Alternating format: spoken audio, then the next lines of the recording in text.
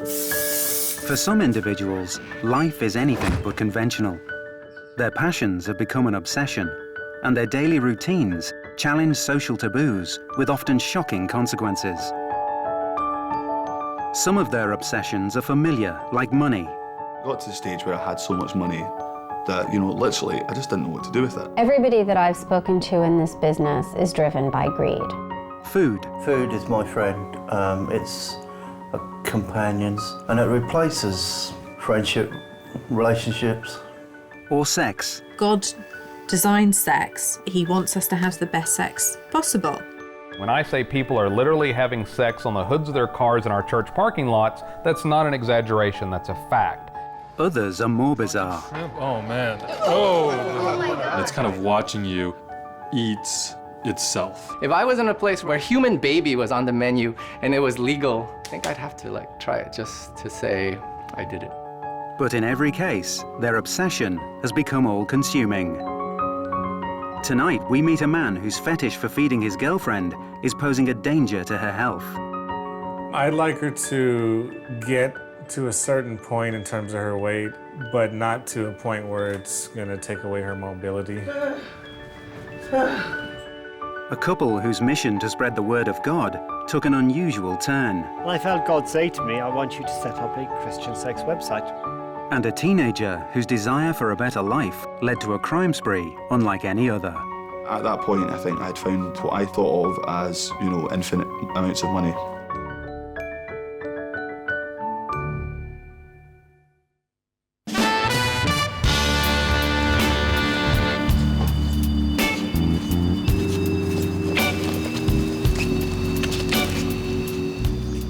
Skelly Jackson is a man obsessed with food. But it's not food for his own consumption that has taken over his life. Hi, babe. Hey. You're back. God, that smells so good. Hi. How are you? Good. Good. I missed you.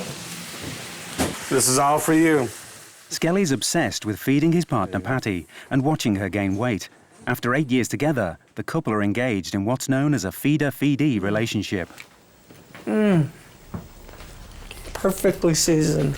Feeder means there's a person who supplies another person with food, enjoys seeing them get bigger and bigger, and they get joy out of it. And the person who is the feedee usually is a food lover, so they also get the little joy out of it too. I've basically given up my body, to him to be bigger, for the relationship.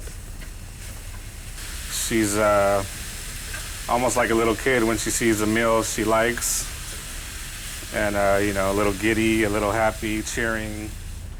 Oh, I love to watch him cook. Oh, turns me on. And just knowing he's cooking it for me, wow.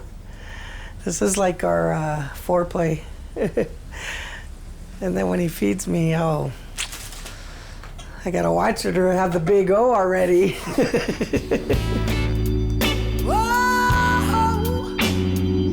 This is really good. When Skelly first met Patty, she weighed 28 stone. But now, after years of overeating, her weight has increased to over 40 stone. In terms of where the weight usually comes, to be honest, a little bit everywhere. I mean, obviously the stomach, which is a big turn on. Boobs get bigger, can't complain about that. The butt gets bigger.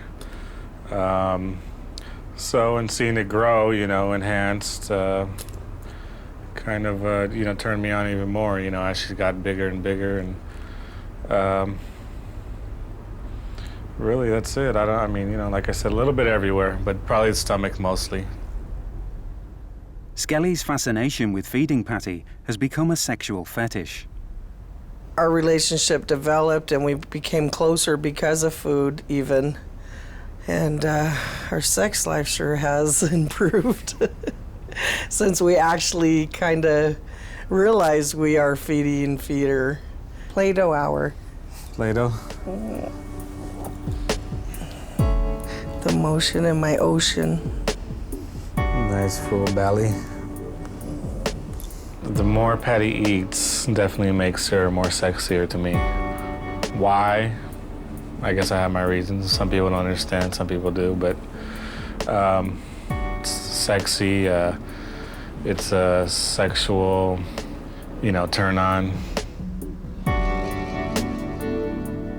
People just don't understand how erotic this is, what a great feeling this is, what a turn on this is. I love seeing Skelly like this when he's getting pleasure out of feeling and touching my body and just seeing how much it turns him on. It's getting all my feelers going, where I just want to tear your clothes off. Patty's size means that the couple's sex life has its own built-in limitations.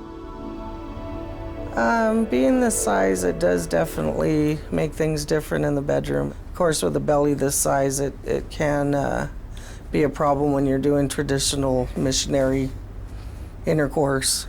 Sometimes when I'm like up on all fours, put a pillow under my belly, to kind of prop it up a little. And we've just learned different ways to have sex, But for Skelly, none of this matters. So, babe, how much bigger do you want my belly? Let's see. You ever seen a Stay Puft Marshmallow guy? Yes. That big? That big. Hey. Big as the Empire State Building. I may need another plate of spaghetti. I know. I better go cook you up something again. Thank you, darling. You're welcome, my love. Kiss. Stan and Stella Haggerty live in a modest semi-detached house in a quiet residential neighborhood. The Haggertys are committed Christians whose lives revolve around going to church. What did you do in Sunday school? Well, we sang some songs and then we played some games. Yeah! Doing the school run. I may never march in the infantry, run in the cavalry. And spending time with their family. I may never zoom on. At first, they seem the epitome of suburban normality, but scratch the surface and it's a very different story.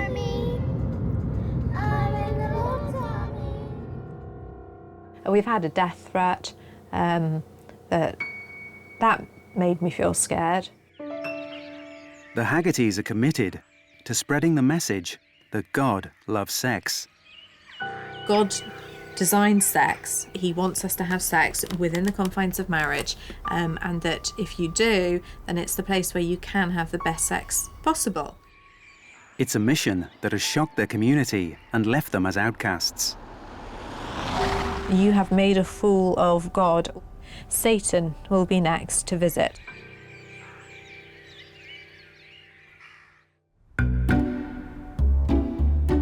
"10 years and 3 children into their married life, Stan and Stella realized that their sex life was flagging.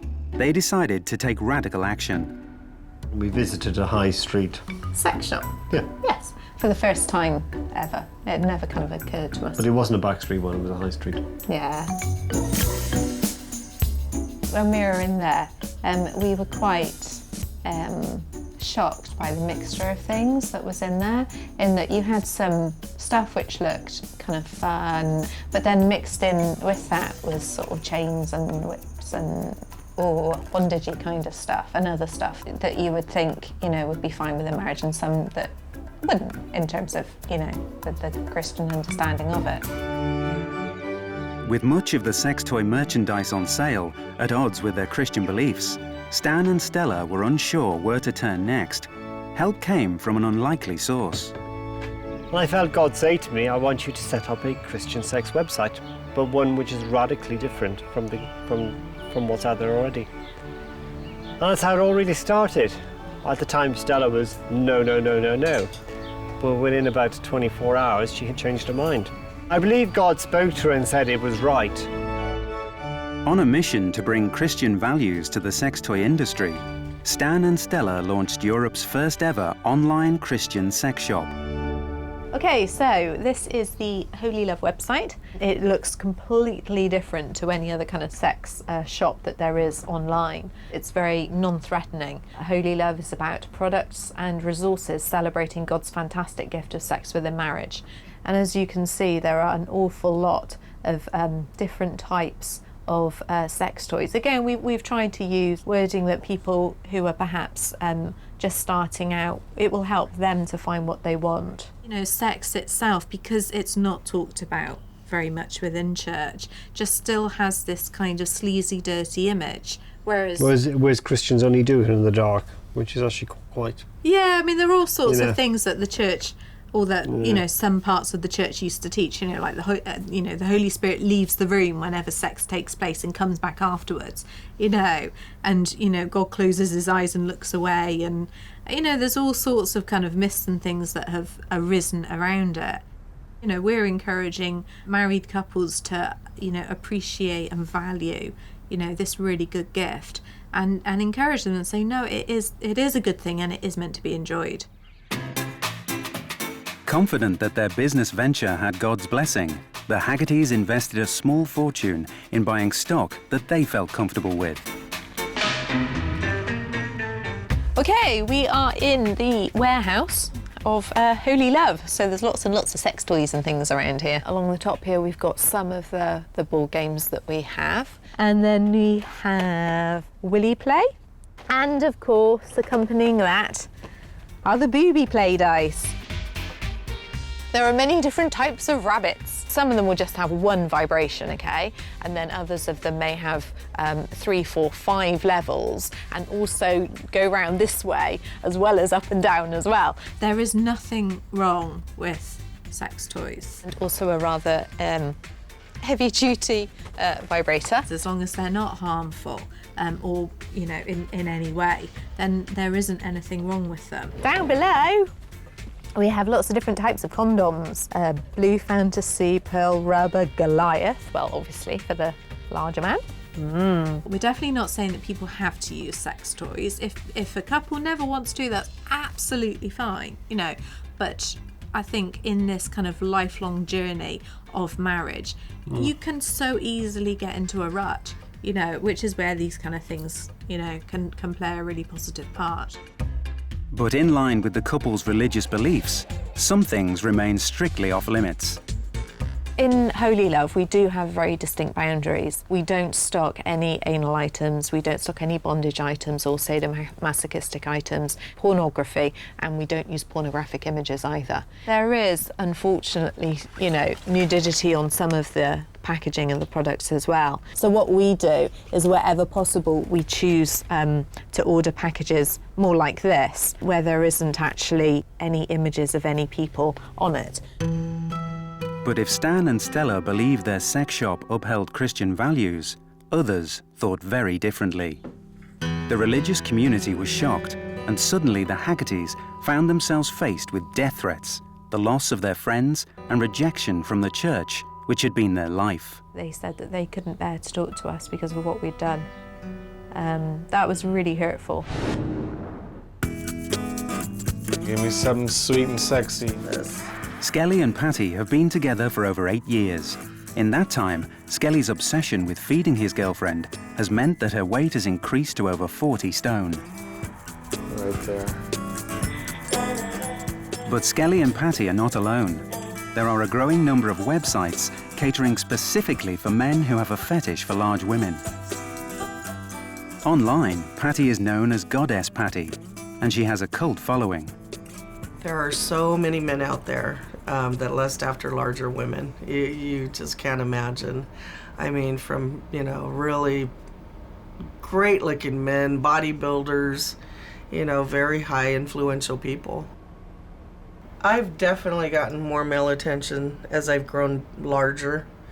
I don't know, there's just a lot of people out there that love people my size, you know, and they say that I ooze sexiness. For some men, seeing or chatting to Patty online just isn't enough.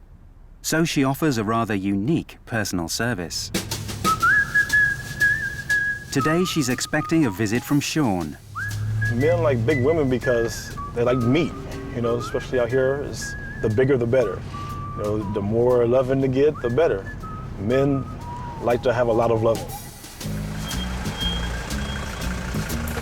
The price of meeting Patty in the flesh, $300. Just lay down, put your feet that way, and we're off to the races. Seeing other men lust after Patty doesn't bother me personally. Sean? It is very arousing. There's certain lines of disrespect you don't cross, and as long as they don't cross that, for the most part, you know, it doesn't matter to me. If you need me to get up, just tap my leg. No, I won't do that. Oh, you won't? No. Oh, really? Yeah, do a couple bounces on him. I'm not feeling the boner yet. Well, he could be small. You know, that black thing is a myth. A lot of the men that I deal with, even the women, they get sexually aroused by me sitting on them. You can actually see him sexually aroused. Yeah. If you know what I mean. Yeah. I loved it. I was very nervous, but then when I met Skelly and I met Patty, they seemed very nice. I got comfortable. And the first time she sat on me, I felt a sharp little pain, but then it turned into pleasure. It felt good, you know, and then when she sat on me, I wanted more of it. Thanks again. All right. All right, nice meeting you. All right, man. All right. Let you out here.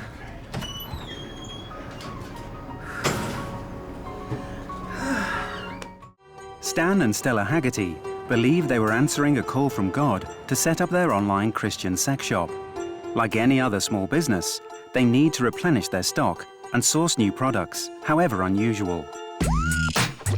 So today, they're visiting a sex industry trade show. I feel as a Christian with a website like ours, we have to be very well informed.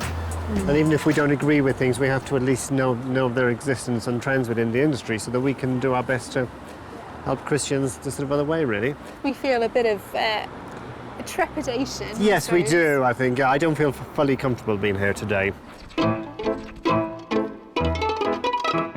There'll be some things that will be kind of totally off our radar that we would never kind of have anything to do with.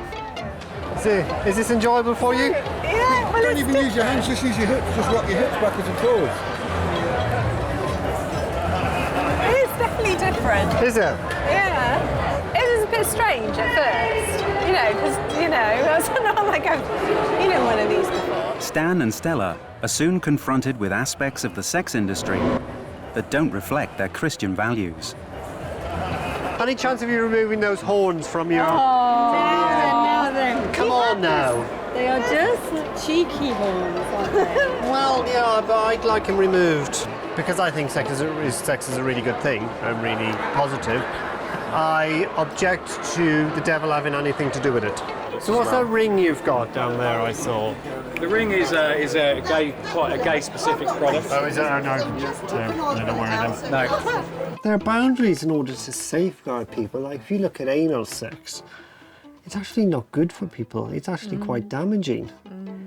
It can seriously damage your organs. So that's why we disagree with it. I mean, this is a good place to demonstrate this.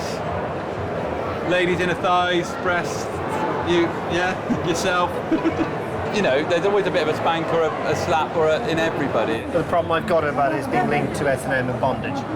Sex within marriage should be a good, loving, enjoyable thing, and it should not involve pain or punishment or dominance and submission in you know, the That's why you buy a dog lead. It's for the dog. It's not for leading you around in like a collar. How you can use that as a sex toy, I just do not know. Well, they can be attached to collars. But why would anyone want to wear a collar? To show that they're submissive or dominant. Yeah. You know, it's a large part of the BDSM. I appreciate that. That's fine. You know, it's been really good actually because we've seen some potentially new products and new suppliers. One of the really interesting things that we found here today is the amount of grace, to use a Christian word, that we found here.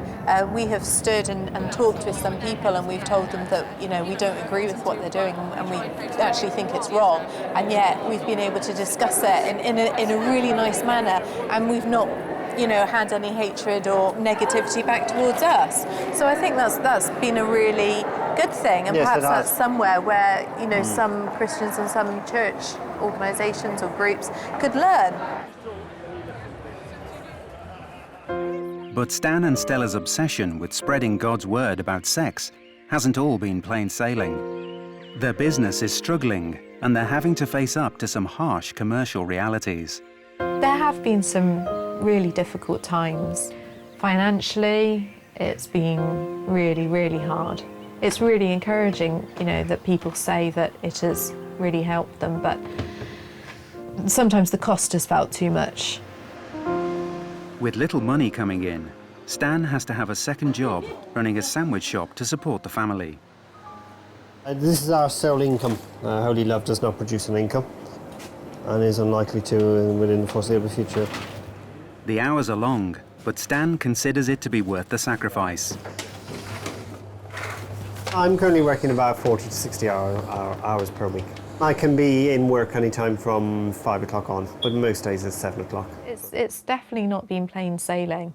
I think when you're trying to do something as radical as we are, it is never going to be easy.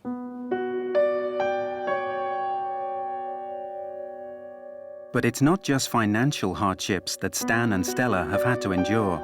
In our previous church, Holy Love meant that we had to leave it, which was really sad. It was particularly sad on the children, to be honest, because they were really settled. Shall we go to bed now? We brushed your teeth, we got your bottle. And it wasn't just their own church that ostracized them. As word about their website spread, the Haggertys began receiving religious hate mail from all over the world. Dear brother in Christ, which is ironic, I would like to point out that Holy Love website and Holy Love itself is a satanic investment. You have made a fool of God also. Satan will be next to visit. Better put the kettle on. Not joking either. End of letter. Well, not quite sure what you say to that, really. All right, Jess. Yeah, I'm just reading my Bible. Have you just finished it? No one likes being told they're going to hell, do they? I don't think. Even when you don't believe it, it's still not nice. And some of the letters went even further. Night, night. God bless. We've had a death threat. That made me feel scared. Yeah, definitely, with 3 little children, because religious fanatics can seek to put the will of God into their own hands. So if he's not going to burn us, maybe they will. Despite their critics, the Haggertys are continuing with their mission to improve the sex lives of their fellow Christians. I think the one thing which we want to try and do is promote things that God is positive about. Yeah. Rather than always just coming down and saying God is against this, God's against that, God's against the other. God is actually in favour of an awful lot of things, and God is far from being a killjoy. When Jesus was on earth, he was a real party animal. He enjoyed being with people. They even enjoyed being happy. He even converted water into wine. Well, I can't think of anything better. Just like their religious beliefs, holy love is not something they'll give up easily. Holy Love has always been a calling for us, and it has been a very costly calling in a lot of ways, financially, in terms of time, in terms of commitment, and in terms of pressure and opposition. There's times when we've really struggled to keep going with it, but it is because it is a ministry that we do, and because of the sense of calling that we've had has never gone away. Scottish-born Elliot Castro is a man who fell victim to his obsession with a glamorous jet-set lifestyle. He travelled the world in pursuit of the ultimate high life. I was able to fly first class, always went to nice restaurants and stayed in nice hotels. I was able to go out and buy nice clothes. I was able to buy nice jewellery. I was able to spend a lot of money, basically. Between the ages of 16 and 23, he spent nearly £1 million attempting to realise his dream. However, there was a catch. None of the money that fueled his obsession was his. It was a lifestyle bought with other people's money. I got to the stage where I had so much money that, literally, I just didn't know what to do with it. Like Leonardo DiCaprio's character in the film Catch Me If You Can, Castro stole identities and bypassed banking security systems to pull off a series of audacious frauds. He'd sit in first class, he'd pick up the in-flight magazine, read about the city he was going to, see the hotel they recommended the most, that looked the most expensive, and taxi there when he got in. And most shocking of all, many of his crimes were committed while he was still a teenager.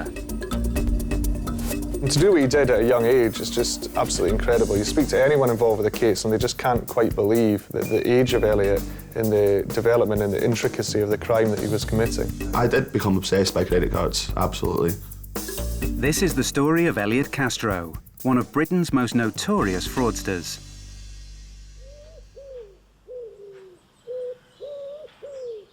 Elliot's rags to riches story has a humble beginning in a basement flat in Glasgow. So this is Battlefield, this is where I grew up. I used to live just in this house just here, actually. This used to be my flat. We lived here for about 13 years. But growing up in such modest surroundings didn't limit Elliot's ambition. My ambition when I was younger was I wanted to be a lawyer. I always wanted to make something of myself and make my parents proud of me. I always remember actually one time I said to my dad, I said, you know, Dad, one day I'm going to be a lawyer and make a lot of money and I'm going to buy you and Mum a nice house.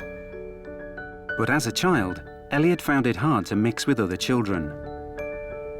It was quite lonely, to be honest. I mean, I always wanted to have friends, but for some reason, every time I met people that became friends, it never seemed to last very long. At school, too, Elliot was a loner, cultivating an image that set him apart from his classmates. Elliot came to school every single day with a rolled umbrella and a broadsheet. The significance of the broadsheet was lost to me at the time, but I now realise that's where he got all his information for what was happening in the world, where the different countries were, and it fed his fantasies. Elliot's imagination could take him places which he had obviously never been. Elliot's active imagination was fueled by a chance encounter on a holiday flight with his parents.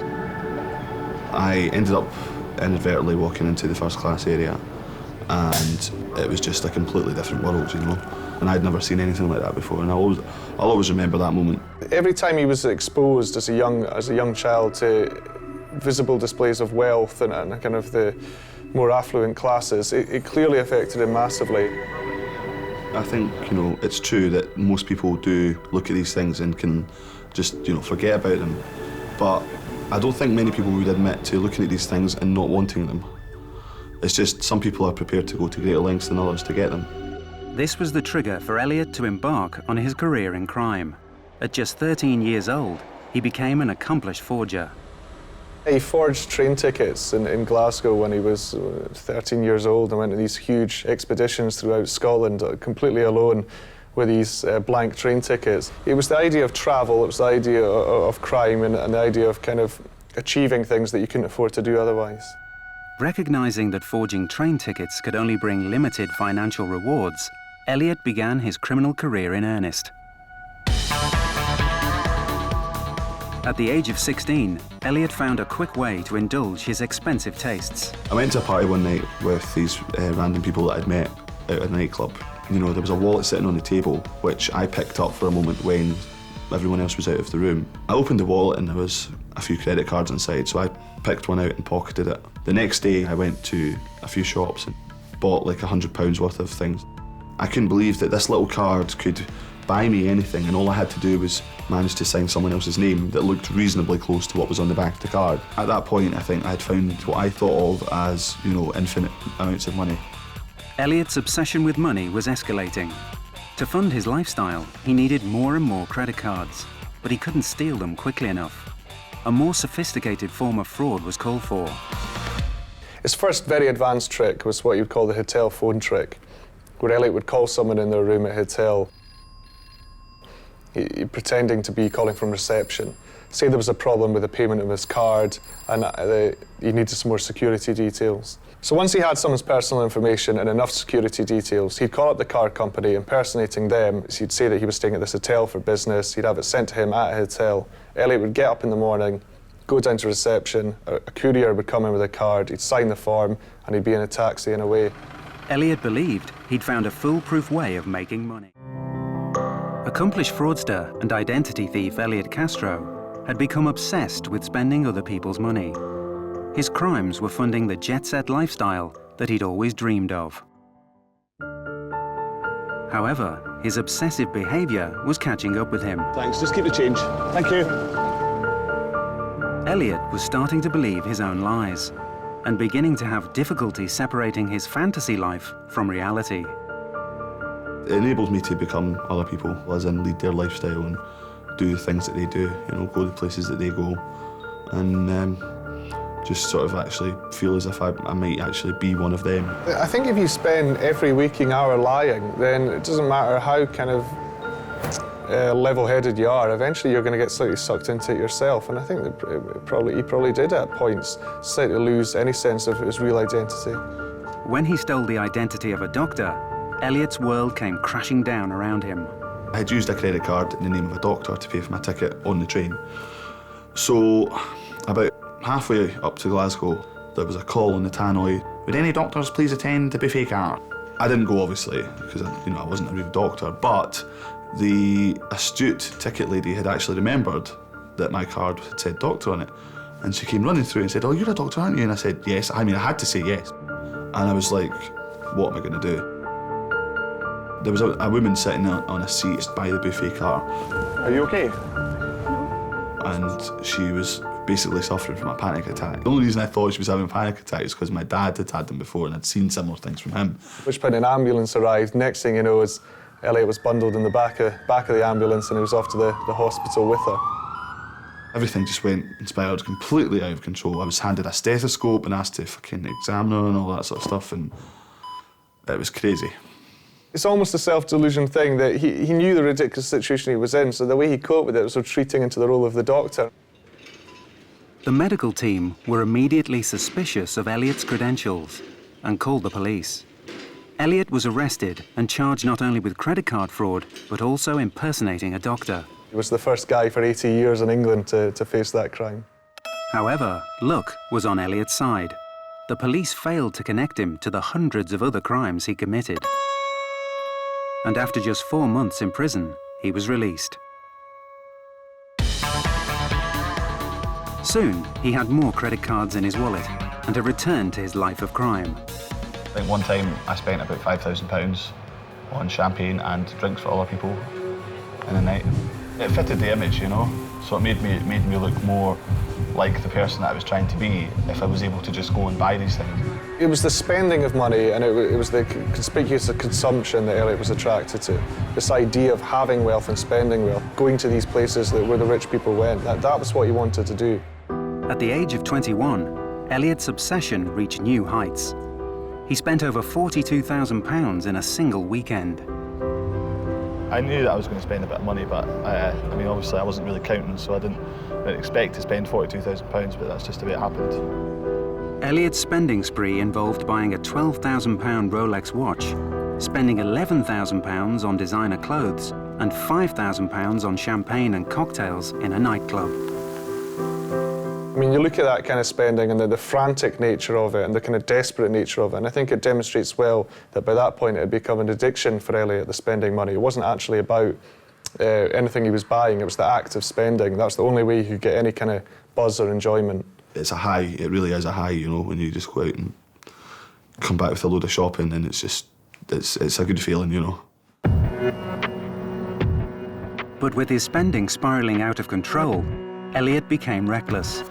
He took more and more risks, seemingly oblivious to the possibility of being caught, which eventually he was. I was in Edinburgh and I decided to go to Harvey Nichols. The woman asked me if I had any other idea, and I think this is what was my downfall in the end, was the fact that I was so confident about it. The shop assistant there was a bit suspicious of that person at that time.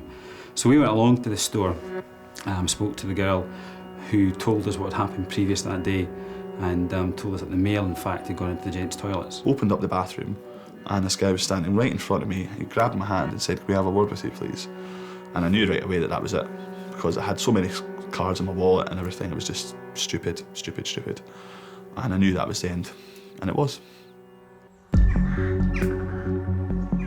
At the age of just 23, Elliot Castro was convicted of 431 offences of credit card fraud and sentenced to 2.5 years in prison. I was in, for the first time, an adult prison, with people who were 2 or 3 times my own age, and they were still coming in and out of prison on a frequent basis. I looked at them and I thought, I don't want to be like that. I don't want to be there in 30 or 40 years' time, still going in and out of prison. Since his release in 2007, Elliot claims to be a changed man. But only time will tell whether he will continue to resist the urge to spend other people's money.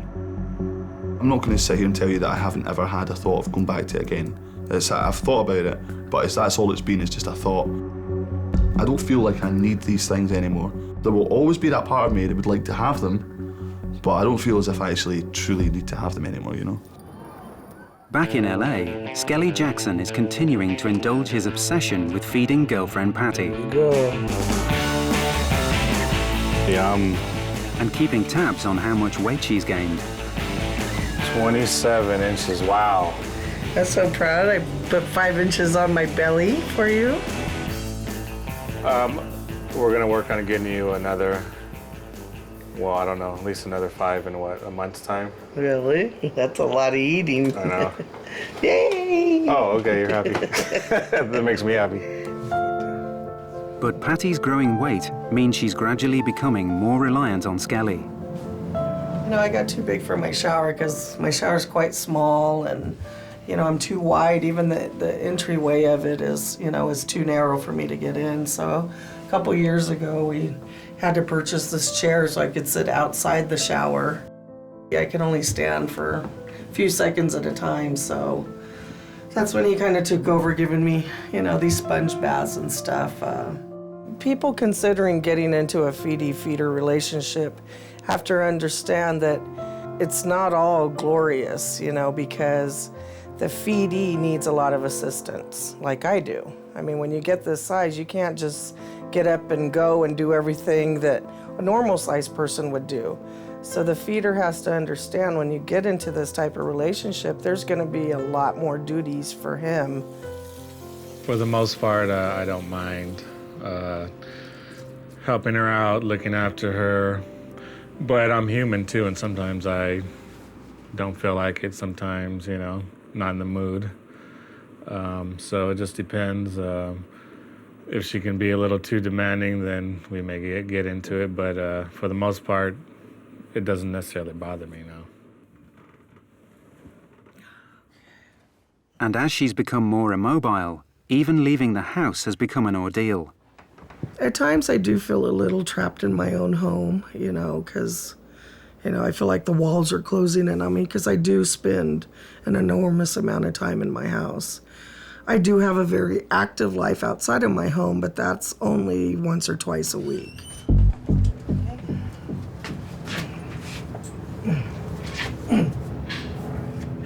Today, Patty is making a journey to a nearby hotel for a photo shoot with another plus-sized model. Okay.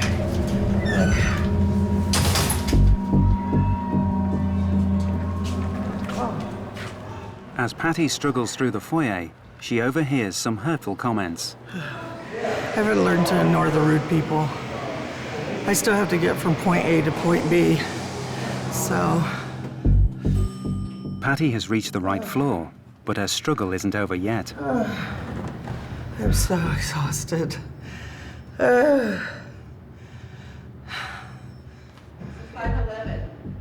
It's all the way down there?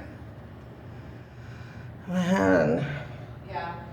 I said it was by the elevator. That's not by the fucking elevator. I want to cry.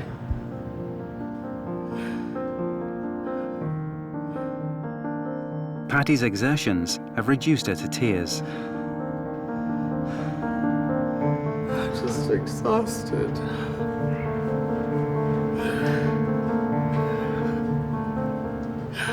This hotel said my room was by the elevator. This isn't by the elevator. Does it bother me that Patty is somewhat immobile? To a certain extent, but she's still, you know, able to do certain things.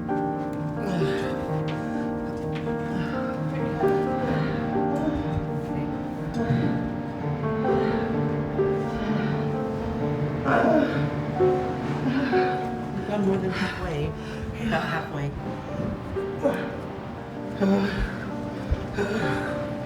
I'd like her to get to a certain point in terms of her weight, but not to a point where it's going to take away her mobility. If it takes away her mobility, it's not, that's going a little over my limit anyways.